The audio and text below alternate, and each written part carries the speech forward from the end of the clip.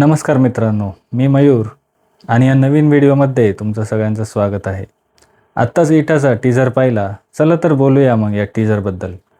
काही टीझर्स फक्त स्टोरी सांगत नाही तर आपल्याला इमोशनल देखील करतात.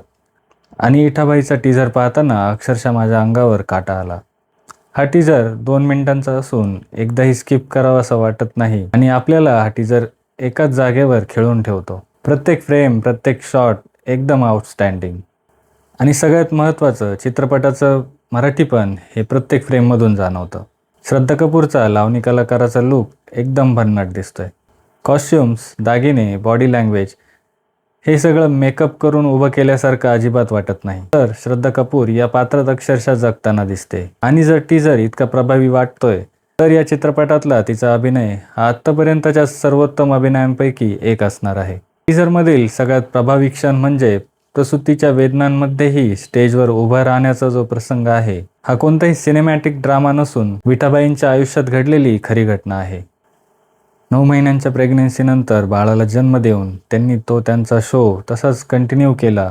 प्रसूतीच्या वेदना आपण इमॅजिन देखील करू शकत नाही.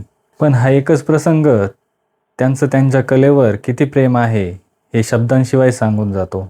या टीझरमध्ये जेव्हा शो बघण्यासाठी लोक तिकीट बुक करत असतात तेव्हा तिथे जो पडलेला पैशांचा ढीग असतो, यावरून आपल्याला त्यांच्या लोकप्रियतेची कल्पना येते. सगळ्याचं प्रेझेंटेशन खूप छान पद्धतीने टीझरमध्ये दाखवण्यात आलं आहे.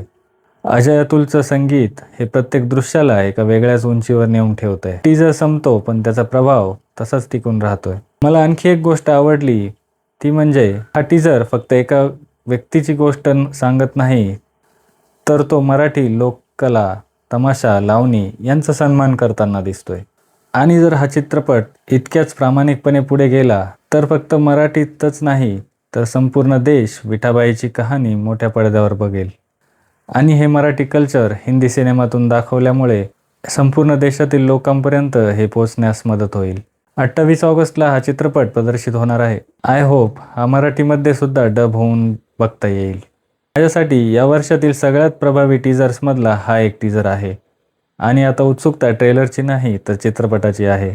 तुम्हाला हा टीझर कसा वाटला आणि श्रद्धा कपूर या रोलसाठी परफेक्ट कास्टिंग आहे की नाही हे आम्हाला कमेंटमध्ये नक्की सांगा. भेटूया अशाच एका नवीन व्हिडिओमध्ये.